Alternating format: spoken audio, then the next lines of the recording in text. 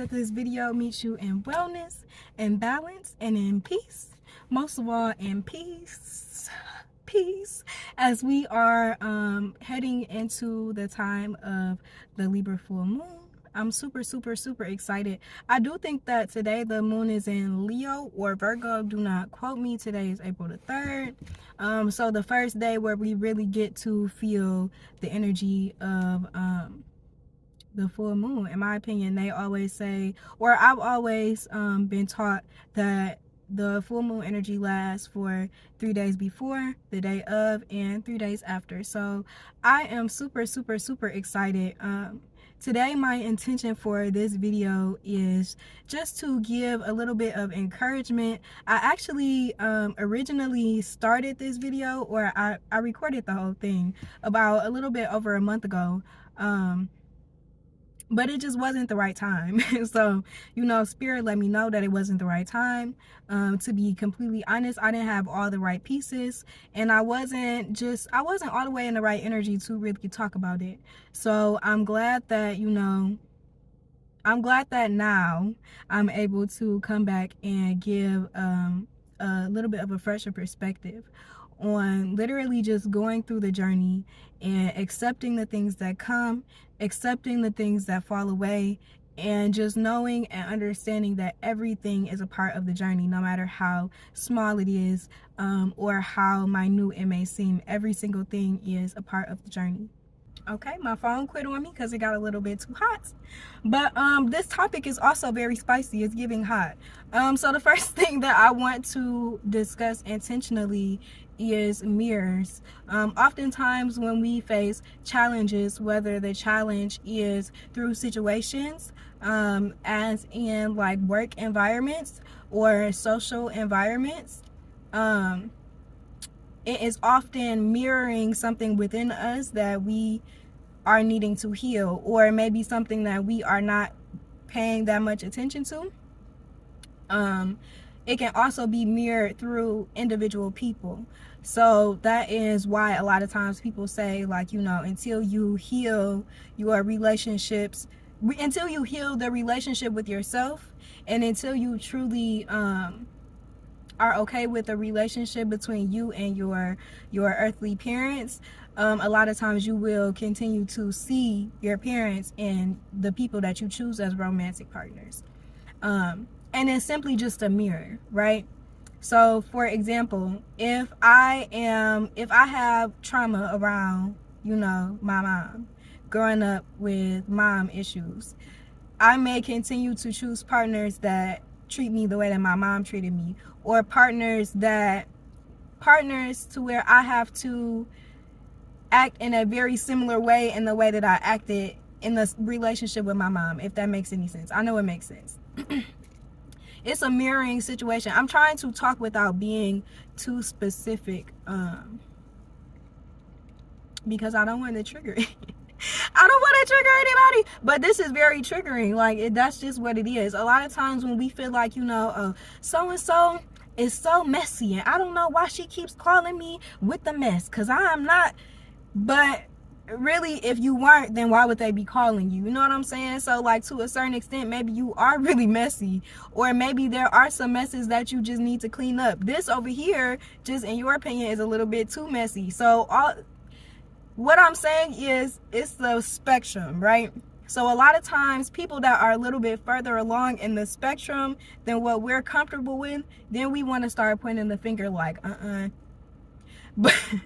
But really, it's the universe showing us a mirror, right? So you might not consider yourself to be this messy, you know, in a way, or this much of a gossiper, but still you are feeding into that energy. Still, you, like, their messy energy is tag teaming your messy energy, like, yeah, bitch, I see you. Bitch, tag team. And until you choose to confront that and to deal with that and to heal that, it's going to continue to come up. That's basically it. It's like, it's just that simple. Another thing that was just on my heart to say was that everything is a lesson. There are no mistakes. There are literally no mistakes. There's no such thing as a mistake.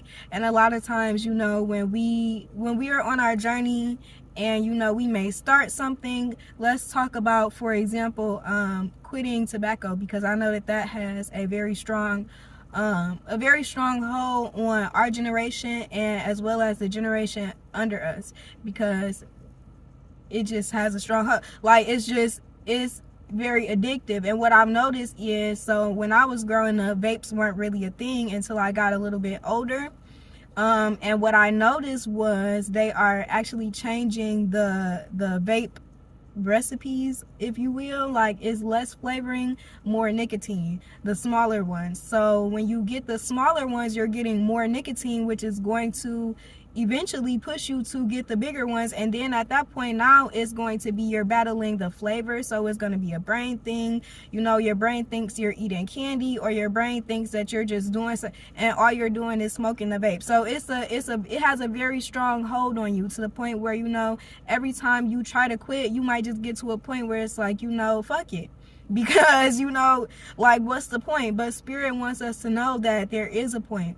Every time you decide in your mind to make a change, that definitely does count for something. Whether you quit for 2 days, or whether you quit for 1 week, or whether you quit for 3 months, all of those count for something. And it definitely goes towards changing your perspective for the next time you decide to move different.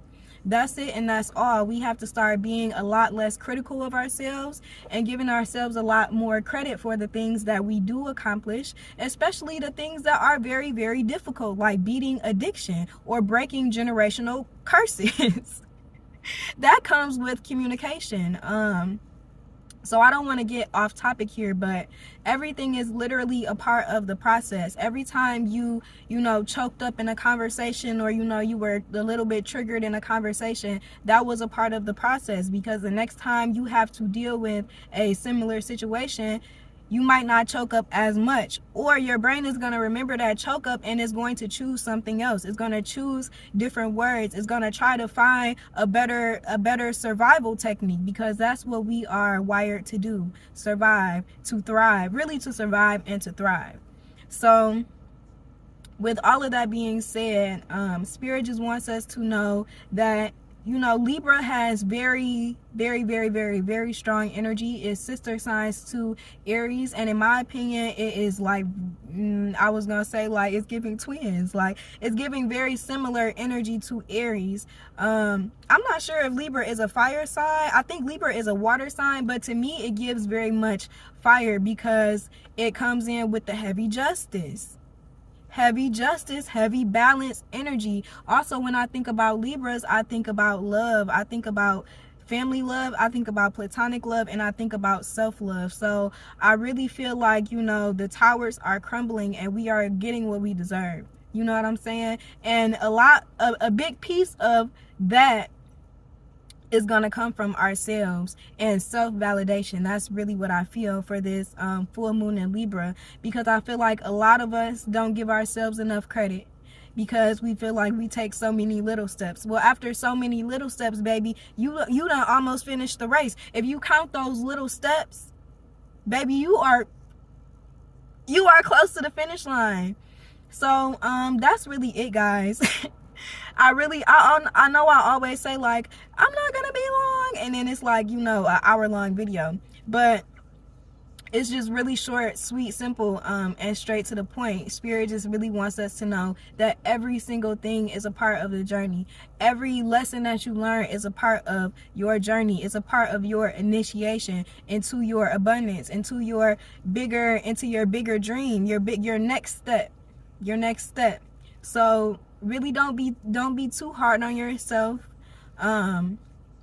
Really appreciate yourself for those little steps that you are willing to take, right? Because nobody else is doing the work but you. Nobody knows how hard it is but you. So that's why it's all the more important to give yourself the credit for every single little thing that you do, because to somebody else it might look like you're not doing shit. It might look like you inconsistent, you're on and off, like what the fuck is this? It's giving bipolar. But we know what the fuck is going on. It's not giving bipolar, it's giving a real journey. It's giving a real journey in all of its authenticity. The path was never meant to be straight. The path was never meant to be straight. I just got that. And I'm seeing like rocky. And I really feel like a lot of us are on a journey that nobody else really wanted to do. It's giving breaking generational curses. That's why it's so difficult.